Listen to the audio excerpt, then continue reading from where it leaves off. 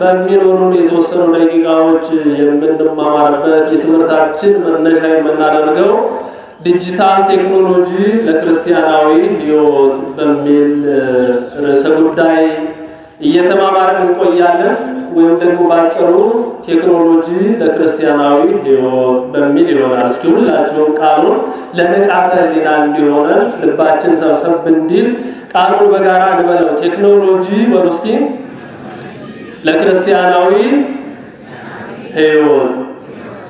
እንግዲህ ይህንን ርዕሰ ጉዳይ የምንማማርበት ዋና ዓላማ የሚሆነው በመጀመሪያ ደረጃ የሰው ልጅ የፈጠራ ውጤቶች የሆኑ የዘመኑ መገናኛ ወይም ደግሞ ዲጂታላይዝ የሆኑ መሳሪያዎች በቤተ ክርስቲያናችን አስተምሮ ምን ያህል ይደገፋሉ ወይስ ደግሞ በቤተ ክርስቲያናችን አስተምሮ የሚከለከሉ ናቸው ወይስ የሚደገፉ ናቸው የሚለውን ከመጽሐፍ ቅዱሳዊ መነሻ ወይም ደግሞ ቤተ ክርስቲያናዊ አስተምሮውን ጋራ ይዛመዳሉ ወይስ ደግሞ አይዛመዱም የሚለውን እኛ እያንዳንዳችን ኦርቶዶክሳውያን ማወቅና መረዳት ስላለብን የማይፈቀዱ ከሆነ እንድንተው የሚፈቀዱ ከሆነ ደግሞ በአግባቡ መጠቀም እንድንችል በዚህ እንድንረዳ ነው የመጀመሪያው ዓላማ። በሁለተኛ ደረጃ ደግሞ እነኚህ መሳሪያዎች ለክርስትና ሕይወታችን የሚሰጡት ጥቅም ምንድን ነው? በመጀመሪያ ይፈቀዳሉ አይፈቀዱም የሚለውን ካየን የሚፈቀዱ ከሆነ ደግሞ ለእያንዳንዳችን ለክርስቲያናዊ ሕይወታችን ለዘላለማዊ ሕይወታችን ለድነታችን ለነፍሳችን የሚሰጡት ጥቅም ምንድን ነው? ለስጋዊ ሕይወታችን እንደሚጠቅም ይታወቃል። የሰው ልጆች የሰሯቸው ስጋዊ ሕይወታችንን ለማቅለል ነው። የተለያዩ ስራዎችን በአግባቡ በፍጥነት እንድናከናውን ምሁራን ሰርተዋቸዋል። ከዚህ ባለፈ ግን ከስጋዊ ሕይወታችን ባለፈ ለነፍሳችን የሚሰጡት ጥቅም ምንድን ነው የሚለውን እስካሁን ድረስ እንግዲህ አውቀን በአግባቡ እየተጠቀምንባቸው ከሆነ መልካም ነው። እስካሁን የማናውቅ ካለን ወይም ደግሞ ለነፍሳችን እንደሚጠቅሙ ተረድተን በአግባቡ እየተጠቀምናቸው ካልሆነ ደግሞ በትክክል ተረድተን ጥቅማቸው ምን እንደሆነ አውቀን ለነፍሳችንም እንድንጠቀምባቸው ጉዳትም ካላቸው ደግሞ ከጉዳቶቹ ራሳችንን እንድንጠብቅ ይህንን ዓላማ መነሻና ምክንያት በማድረግ ነው ይህንን ርዕሰ ጉዳይ መምረጥ ያስፈለገው ማለት ነው። እንግዲህ ርዕሳችንን እንዳስተዋላችሁት ሁለት ነገሮች ናቸው። አንደኛ ዲጂታል ቴክኖሎጂ አለ፣ ሁለተኛ ደግሞ ክርስቲያናዊ ሕይወት አለ። እንግዲህ ዲጂታል ቴክኖሎጂ ማለት ምን ማለት ነው? ወይም ደግሞ ቴክኖሎጂ ማለት ምን ማለት ነው? ክርስቲያናዊ ሕይወትስ ማለት ምን ማለት ነው? የሚሉትን ሁለቱን በመጀመሪያ ነጣጥለን እንመለከታቸው።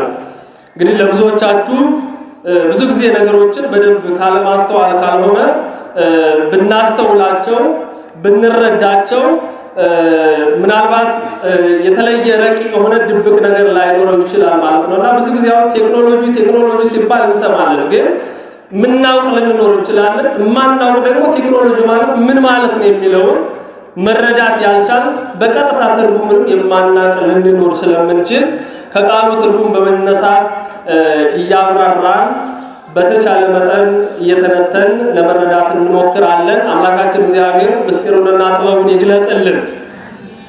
በመጀመሪያ ቴክኖሎጂ የሚለው ቃል የሁለት ቃላት ወይም ደግሞ የሁለት የግሪክ ቃላት ጥምር ውጤት ነው። ቴክኖሎጂ የሚለው የመጀመሪያው ቴክኔ ወይም ደግሞ ቴክኖ ይላል። ወደ አማርኛ ሲተረጎም ጥበብ፣ ክህሎት ወይም ደግሞ ሙያ ማለት ነው። ቴክኖሎጂ የሚለው የመጀመሪያው ቃሉ የመጀመሪያ ቅጥያው ማለት ነው። ቴክኔ ወይም ደግሞ ቴክኖ የሚለው ክህሎት፣ ጥበብ ወይም ደግሞ ሙያ የሚል ትርጉም አለው። ሁለተኛው ደግሞ ሎጎስ ይላል። ሎጎስ ማለት ደግሞ ጥናት፣ ሳይንስ ወይም ደግሞ ምርምር የሚል ትርጉም አለው። እንግዲህ እነዚህ ሁለት ቃላት ተጣምረው ነው ቴክኔ የሚለውና ሎጎስ የሚለው ሁለቱ ቃላት ተጣምረው ምን የሚለውን ሰጥቶናል ማለት ነው። ቴክኔና ሎጎስ ምን የሚለውን ቃል ሰጠን? ቴክኖሎጂ የሚለውን ማለት ነው። ቴክኔና ሎጎስ የሚለው ሁለቱ የግሪክ ቃላት ናቸው። ተጣምረው ምን ፈጠሩ? ቴክኖሎጂ የሚለውን ማለት ነው። እንግዲህ ቴክኖሎጂ ሁለቱ በጋራ ተጣምረው የሚሰጡት ትርጉም ምን ማለት ነው? ሳይንሳዊ ዕውቀትን ክህሎትንና ግብአቶችን በመጠቀም የሰው ልጅ ችግሮችን የሚፈቱ ስራን የሚያቀሉና የኑሮ ጥራትን የሚያሻሽሉ መሳሪያዎች ማለት ነው። ቴክኖሎጂ ብለን የምንጠራቸው ምን ማለት ነው? ሳይንሳዊ ዕውቀትን ወይም ደግሞ ክህሎትን ወይም ደግሞ ግብአቶችን በመጠቀም የሰው ልጅ ችግሮችን የሚፈቱ ስራን የሚያቀሉና የኑሮ ጥራትን የሚያሻሽሉ መሳሪያዎችን ወይም ደግሞ ዘዴዎችን የመፍጠር ሂደት ነው ቴክኖሎጂ የሚባለው ማለት ነው። በጥቅሉ የሰው ልጅ ህይወት ለማቅለል ችግሮችን ለመፍታት ስራን በብቃትና በፍጥነት በቅልጥፍና ለማከናወን የምንጠቀምባቸው መሳሪያዎች ናቸው ማለት ነው። የቴክኖሎጂ መሳሪያዎች የምንላቸው ለምሳሌ በምድራችን ያሉት በጣም ብዙ ናቸው አይደል? በቅርቡ ከቅርባችን ከምናገኘው እንኳን ብንጀምር ከስልካችን ይጀምራል። ይሄ የቴክኖሎጂ ውጤት ነው። የሳይንሳዊ የምርምር ውጤት ነው። ላፕቶፖቻችን፣ ኮምፒውተሮቻችን ልዩ ልዩ መሳሪያዎች ማለት ነው።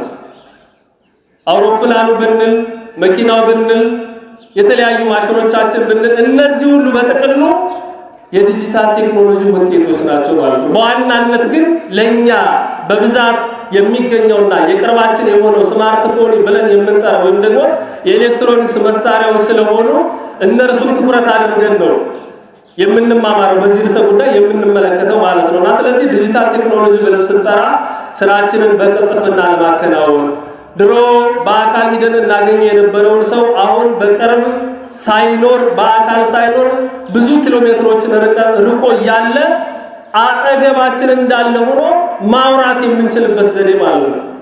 ስለዚህ እነዚህ ነገሮች በሙሉ ስልካችን ሊሆን ይችላል፣ ኮምፒውተራችን ሊሆን ይችላል፣ ላፕቶፓችን ሊሆን ይችላል፣ ሌሎችም መሳሪያዎቻችን በጥቅሉ ለኛ ለክርስቲያኖች ለክርስቲያናዊ ህይወታችን የሚሰጡት ጥቅም ምንድነው የሚለውን በደንብ እንረዳለን ማለት ነውና ስለዚህ ቴክኖሎጂ የሚለውን በዚህ ጠቅለል ባለ መልኩ መረዳት እንችላለን።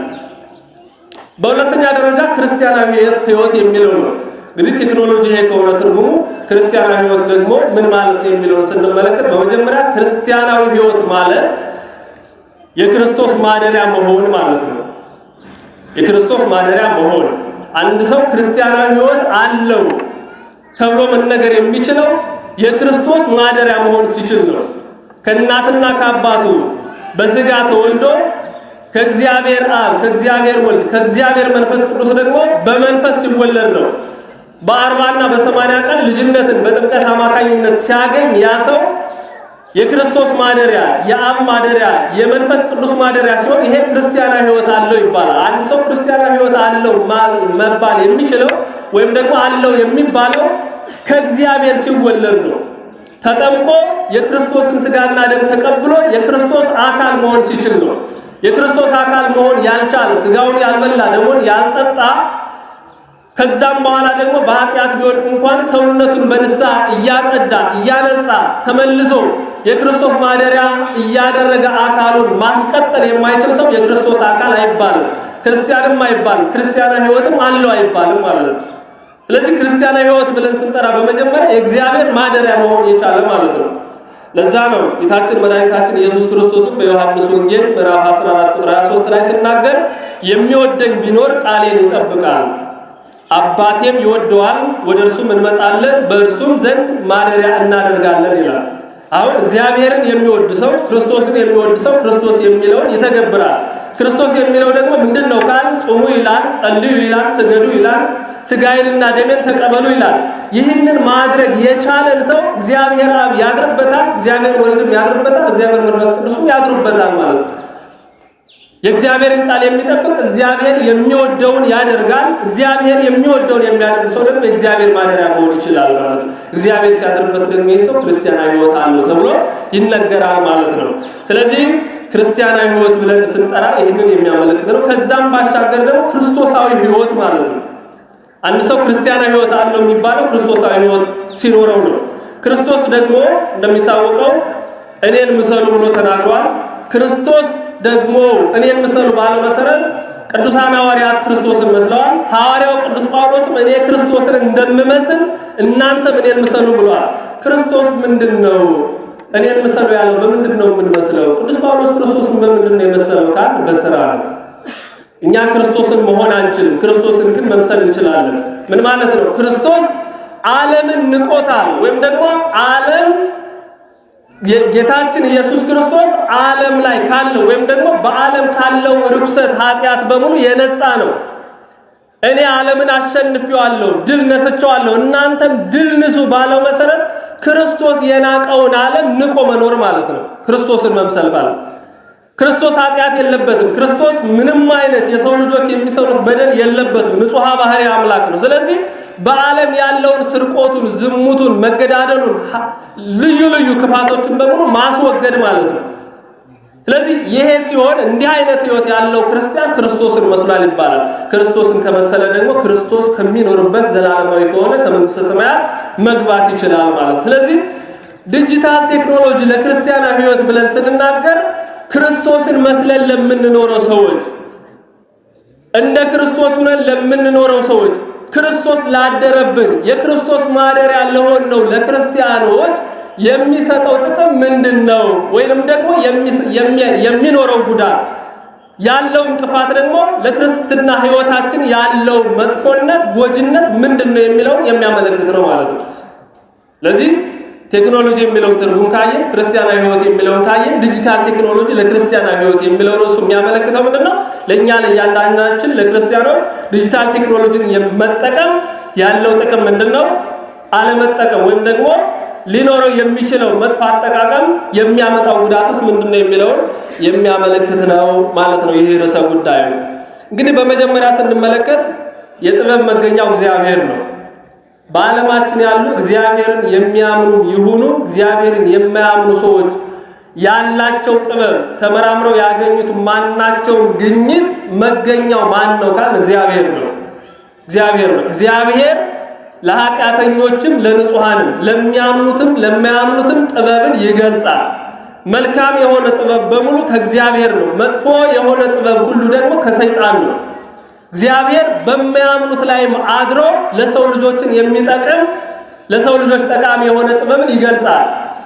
ሰይጣን ደግሞ በሚያምኑትም በማያምኑትም ላይ አድሮ ደግሞ የሰው ልጆችን ጎጂ የሚሆኑ የተለያዩ የሰው ልጆችን ጥበቦች ደግሞ ይገልጻል። እንግዲህ የትኛው መጥፎ ነው የትኛው መልካም ነው የሚለው ለብዙዎቻችሁ ያን ያህል የተሰወረ የተደበቀ አይሆንም። መቼም የጦር መሳሪያን የሚያመርቱ ሰዎችን የሰው ልጆች እንዲገዳደሉ እንዲጠፋፉ በአርአያ እግዚአብሔር በአምሳለ እግዚአብሔር የተፈጠረ ሰው እንዲጠፋበት የሚያስችሉ የጦር መሳሪያዎችን ልዩ ልዩ ጎጂ የሆኑ ነገሮችን የሚያመርቱ ሰዎችን ያን እንዲያመርቱ እግዚአብሔር ረድቷቸው ነው ማለት አንችልም።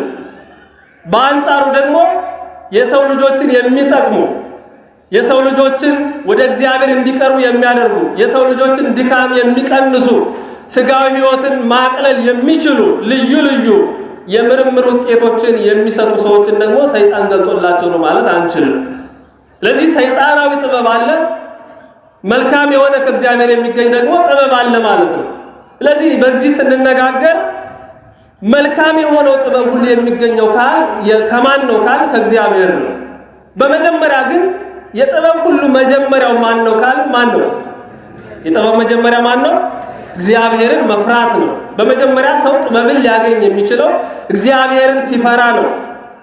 ለዛ ነው ጠቢቡ ሶሎሞን እግዚአብሔርን ሲጠይቅ የጠየቀው ሀብትን አልነበረም፣ በምድር ላይ ድሎትን አልነበረም፣ ለብዙ ዘመናት ህዝበ እስራኤልን መግዛትን አልነበረም። የመጀመሪያ የጠቢቡ ሶሎሞን ጠቢብ ተብሎ እንዲጠራ ያስቻለው የመጀመሪያው እግዚአብሔርን የለመነው የጠየቀው ጥያቄ ምንድነው ካል ማስተዋልንና ጥበብን ስጠኝ የሚል ነው የነበረው። የማን ልመና? የጠቢቡ የሶሎሞን ልመና ማለት ነው። ጠቢብ ተብሎ በእግዚአብሔር ዘንድ የተጠራው ማለት ነው። የእርሱ ልመና ምንድነው የነበረው? ማስተዋልንና ጥበብን ስጠኝ። ምክንያቱም ከእግዚአብሔር የሚገኝ ጥበብ ከእግዚአብሔር የሚገኝ ማስተዋል የሰው ልጅ ወጥቶ ወርዶ ደክሞ ተምሮ ተመራምሮ ከሰው ልጆች ከሚያገኘው ከተፈጥሮ ከሚያገኘው ዕውቀት ከሚያገኘው ጥበብ ከእግዚአብሔር የሚገኘው እንደሚበልጥ ስለሚያውቅ ማለት ነው። ስለሚያውቅ ሰው ዓመት ተምሮ 2 ዓመት ተምሮ 10 ዓመትም እድሜ ልኩንም ተምሮ ተመራምሮ የሚያገኘውን እግዚአብሔር በሰከንድ መግለጥ ይችላል። በሰከንድ ማለት ነው፣ በቅጽበት ማለት ነው። እግዚአብሔርን መስጠት ይችላል። ለዚህ ነው ምን አለ ጠቢቡ ሶሎሞን ማስተዋልን ከሰጠኝ ጥበቡን ከሰጠኝ በዚህ ማስተዋሌና በዚህ ጥበብ የተደግፌ ህዝቡን መምራት እችላለሁ። ንግስናዬ ረጅም ጊዜ መሆን ይችላል። ባለሀብት መሆን ይችላለሁ። ባለጸጋ መሆን ይችላለሁ። በሰው ዘንድ ተወዳጅ መሆን ይችላለሁ። በማህበረሰቡ ዘንድ የተከበረ የሚወደድ የሚፈራ ንጉስ መሆን ይችላለሁ። የዚህ ሁሉ መሰረቱ ግን ማን ነው ካለኝ ጥበብ ስለሆነ እኔ የምፈልገው ጥበብን ነው የሚል ነው የጠቢቡ ሶሎሞን ልመና ማለት ነው። አዎ ለዛም አምላካችን እግዚአብሔርም የልመናውን ሰጥቶታል። የሚገርማችሁ ጥበብን ብቻ ነበር የሚሰጠው። አንተ ከሁሉ የሚበልጠውን የሚጠቅመውን አብልጠ ስላወቅና የሚጠቅመውን ስለለመንከኝ አንተ ጥበብን ለምነሃል። እኔ ግን ካንተ በኋላ እንዳንተ አይነት ባለጸጋ እንዳይነሳ አድርጌ እንዳንተ አይነት ተመራማሪ እንዳንተ አይነት ባለሀብት እንዳንተ አይነት ጠቢብ ተብሎ የሚጠራ ሰው እንዳይነሳ አድርጌ ለአንተ ይህንን ሁሉ ሰጥቻለሁ ብሎ አምላካችን እግዚአብሔር ከጥበቡ ባሻገር ሀብቱን፣ ዝናውን፣ ክብሩን በሙሉ ለጠቢቡ ሶሎሞን ሰጥቶታል ማለት ነው። ስለዚህ ጥበብ የሚገኘው ከማን ነው ካል ከማን ነው የሚገኘው? ከቃሉ ጋር ናችሁ?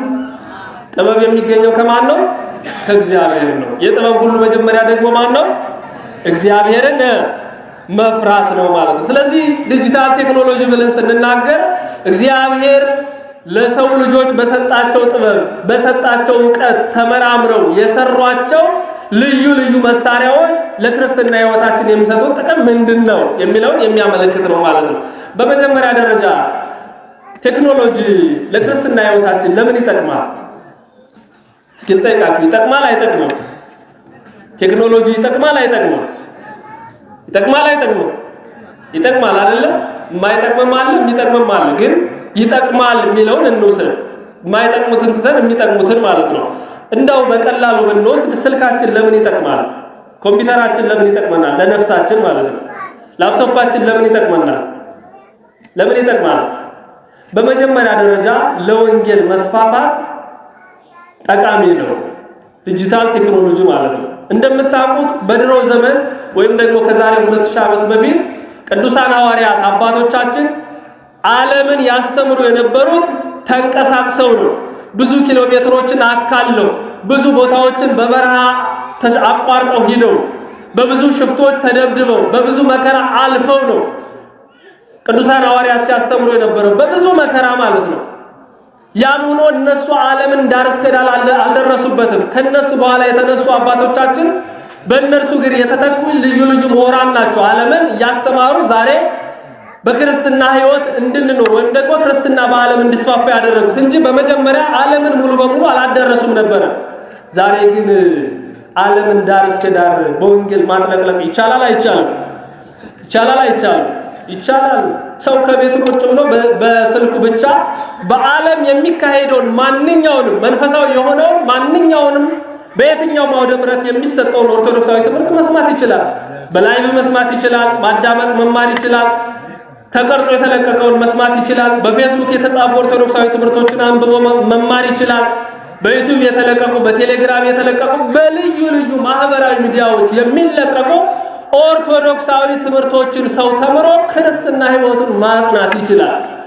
ቤተክርስቲያን በሌለችበት ክርስቲያኖች በሌሉበት በአሕዛብ ምድርም የሚኖር ክርስቲያን ቢሆን ከወንጌል ርቆ መኖር አይችልም። በዚህ ዘመን ወንጌል አጥቶ መኖር አይችልም። ወንጌል ከቤቱ ድረስ ደርሶለታል። ስለዚህ ዲጂታል ቴክኖሎጂ ይጠቅማል ብለን ስንናገር በትክክል ከተጠቀምንበት ወደ ንስሐ ያቀርበናል፣ ወደ እግዚአብሔር ያቀርበናል፣ እግዚአብሔርን እንድናውቅ ያደርገናል፣ መጽሐፍ ቅዱስን እንድንረዳ ቤተክርስቲያንን እንድንረዳ ያደርገናል ማለት። ስለዚህ በዚህ መንገድ ከተጠቀምነው ዲጂታል ቴክኖሎጂ ምንድነው ማለት ነው? ምንድነው? ጠቃሚ ነው ማለት ነው። በሁለተኛ ደረጃ ለመረጃ ተደራሽነት ከክርስትና ሃይማኖት አንፃር ስለሆነ ያየን ያለነው ለመረጃ ተደራሽነት ይጠቅመናል። ለምሳሌ የድሮ አባቶቻችን የድሮ እናቶቻችን ከቦታው ሄደው በረከትን ለማግኘት ከማሰባቸው ባሻገር ክርስቶስ የተወለደባቸውን የተጠመቀበትን የተሰቀለበትን መከራ የተቀበለበትን አጠቃላይ ተዘዋውሮ ያስተማረበትን ቦታዎች ለመጎብኘት ለማየት ብዙ ኪሎ ሜትሮችን አቋርጠው ብዙ ወራቶችን ተጉዘው በብዙ መከራዎች ውስጥ አልፈው ለማየት ይሄዱ ነበር። ዛሬ ግን እዛ ቦታ ላይ ምናልባት ለበረከት ብለን ምን ሄድ ካልሆን በቀር ስለ ቦታው ለመረዳት ቦታውን ለማየት ለመመልከት ከፈለግን እዛ ቦታ መሄድ አይተበቅብን እቤታችን ቁጭ ብለን ሙሉ እስራኤልን መጎብኘት እንችላለን በምን በዲጂታል ቴክኖሎጂ አማካይነት ማለት ነው አክሱም መሄድ የማይችል ሰው አክሱምን ሙሉ ውስጡ ውጭ ምን እንደሆነ ማየት ይችላል ግሸንን ማየት የማይችል ሰው በቦታው መሄድ የማይችል ሰው ቤቱ ቁጭ ብሎ ማየት ይችላል ለመልካም ከተጠቀምንበት ዲጂታል ቴክኖሎጂ ላሊበላን የሚያውቅ ሰው ላሊበላ መሄድ የማይችል ሰው ቤቱ ቁጭ ብሎ ታሪኩን ማየት ይችላል ህንጻውን ማየት ይችላል ማርነቅ ይችላል የቅዱሳንን ሥራ የእግዚአብሔርን ሥራ ማለት ለዚህ በልዩ ልዩ ቦታዎች አሉ በርቀት ያሉ ሂደን ልናያቸው የማንችል ቤተክርስቲያናዊ መረጃዎችን በቅርብ በአይናችን እንድናይ በጆሮአችን እንድንሰማ ያደርገናል ማለት ነው ከክርስትና ህይወታችን አንፃር በትክክል ከተጠቀምንበት በዚህ መንገድ ሊጠቅመን ይችላል ማለት ነው ከዛም ባሻገር ለቅዱሳት መጻሕፍት ተደራሽነት ዲጂታል ቴክኖሎጂ እጅግ በጣም ጠቃሚ ነው ካወቅንበት ማለት ነው ድሮ መጽሐፍ ቅዱስ ሳይስፋፋ በቅዱሳን ሐዋርያት ብቻ ነበር ከዛ በኋላ የተለያዩ ባለሀብቶች እያጻፉ በራሳቸው ወጪ ለራሳቸው እየገዙ ያነቡ ነበር ከዛ በኋላ ብዙ አባቶቻችን በብራና እየጻፉ በቅጠል እየጻፉ በድንጋይ እየጻፉ ክርስቲያኖችን ያስተምሩ ነበር በአብያተ ክርስቲያናት ብቻ ተወስኖ ነበር ከዛም በኋላ ደግሞ የቴክኖሎጂ መሳሪያዎች ሲመጡ ደግሞ የምናየው መጽሐፍ ደግሞ በመጽሐፍ አማካኝነት መጽሐፍ ቅዱስ ተጠርዞ ሌሎች መጽሐፍቶች ደግሞ ለኛ ተደራሽ ሆኑ አሁን ግን መጽሐፍ ቅዱስንም ሌሎች አዋልድ መጽሐፍትንም በእጃችን ጨብጠን መሄድ እንችላለን ምናልባት ከቤታችን ተደርድረው አንድ ቤት ሊሞሉ የሚችሉ አንድ ሸልፍ ሊሞሉ የሚችሉ መጽሐፍቶች አሁን ግን በኪሳችን ሁሉም ተሰብስበው ተከማችተው በፈለግነው ሰዓት የፈለግነውን እያወጣን ማንበብ እንድንችል ዲጂታል ቴክኖሎጂ ዘመኑን አቅልሎ በዚህ ልክ እያገለገለ ነው ስለዚህ በትክክል መረዳት ማወቅ የቻለ ሰውና የሚጠቅመውን መለየት የቻለ ሰው አሁን የትኛውን መጽሐፍ ላንብብ ብሎ ካወቀና ከተረዳ ምንም አይነት መጽሐፍ የትም ቦታ ሄዶ መፈለግ ሳይጠበቅበት ጊዜ ሳይባክንበት ጉልበት ሳይባክንበት ከኪሱ አውጥቶ ማንበብ ይችላል ግን ምን ያህሎቻችን እየተጠቀምንበት ነው የሚለውን ራሳችንን መጠየቅ ያስፈልጋል ስለዚህ ከዚህ አንፃር ጥቅሙን በዚህ መረዳት እንችላለን ከዚህ በኋላ ያለው ለምን ሊጠቅም ይችላል የሚለው ደግሞ እናንተ ያያሰባችሁት ሁሉ እየተነተናችሁት ሁሉ ከዚህ ውጭ ደግሞ ጉዳትም እንዳለው ደግሞ መረዳት አለብን ብዙዎቻችን እነዚህን ጥቅሞች ተረድተን በዚህ ከመጠቀም ይልቅ ቲክቶክን በማየት ፌስቡክን በማየት ልዩ ልዩ ማህበራዊ ሚዲያዎችን ብቻ ለስጋዊ ህይወት ወይም ደግሞ ራስን ለማዝናናት ለመጠቀም በሚል ብዙዎቻችን ሱሰኞች ነን ጧት ተነስተን ዳዊት ከመግለጥ ይልቅ ጧት ተነስተን ወደ ቅዳሴ ከመሄድ ይልቅ ቲክቶክ ለመክፈት የምንሯሯጥ በጣም ብዙዎች እንዳለን መረዳት ደግሞ ያስፈልጋል ይሄ ሲሆን ደግሞ ከእግዚአብሔር ለየን ማለት ነው ጎጂ ነው ሲባል ይሄንን የሚያመለክት ነው ወደ ቅዳሴ እንዳንመጣ ካደረገን ሰዓታት እንድናስደርስ ካላደረገን ካላገዘን እንድናስደርስ እንዳንመጣ እንቅፋት ከሆነ እንዳንጸልይ ካደረገን እንዳንማር ካደረገን በልዩ ልዩ መንፈሳዊ ህይወቶች እንዳንቀሳቀስ እንዳንገኝ ካደረገን ይሄ እጅግ በጣም አደገኛ ነው ይሄ ደግሞ ሙሉ በሙሉ ከእግዚአብሔር ለየን ማለት ነውና ስለዚህ ዲጂታል ቴክኖሎጂ ጠቃሚነትም አለው ጎጂነትም አለው በማህበራዊ ሚዲያ ብዙ የሐሰት ትምህርቶች ይለቀቃሉ ኦርቶዶክሳዊውን ለይተን መጠቀም ካልቻል ሁሉ የተለቀቀው በሙሉ የእግዚአብሔር ስም ስለተጠራበት ኦርቶዶክሳዊ ትምህርት ነው ብለን ካነበብነውና በዛ ካመን ደግሞ ሌላኛው አደገኛው ነው ይሄ በጣም የሐሰት ትምህርቶች ስለሚለቀቁ መለየትም ደግሞ ያስፈልጋል ስለተለቀቀ እግዚአብሔር ስም ስለተጠራበት ብቻ ይሄ ኦርቶዶክሳዊ ትምህርት ነው ብሎ መቀበልም አያስፈልግም ከዛም ባሻገር ብዙ በአካል የሚገኘውን በቤተ መቅደሱ የሚገኘውን በረከት ደግሞ እንዳናገኝ ብዙ እንቅፋት የሚሆኑ አሉ በመጽሐፉ ከስልኬ ካለ በስልኬ መጸለይ የሚችል ከሆነ ወደ ቤተ እግዚአብሔር ለምን መሄድ ያስፈልገኛል በሚል የስንፍና መክንዮ በመስጠት ደግሞ በቤታችን የምንቀርብ በጣም ብዙዎች ስላለን ከእግዚአብሔር ቤት በአካል መጥተን መስቀሉን ተሳልመን ጸበሉን ጠጥተን እምነቱን ተቀብተን አስቀድሰን የምናገኘውን በረከት ደግሞ እንዳይጋፋ ማስተዋል ያስፈልጋል የሚጠቅም ነገር እንዳለው ሁሉ የሚጎዳ ነገር ከእግዚአብሔርም የሚያርቅ ሁኔታ ስላለው በዚህ ልክ መጠንቀቅ ያስፈልጋል ለማለት ነው። እንግዲህ ዲጂታል ቴክኖሎጂ ለክርስቲያናዊ ሕይወታችን ጠቃሚም ነው ጎጅም ነው። ጠቃሚነቱን ተረድተን እንጠቀምበት፣ ጎጅነቱን አውቀንበት ደግሞ ከጎጅነቱ ራሳችንን እንጠብቅ። ወስብሐት ለእግዚአብሔር። ይቆየን።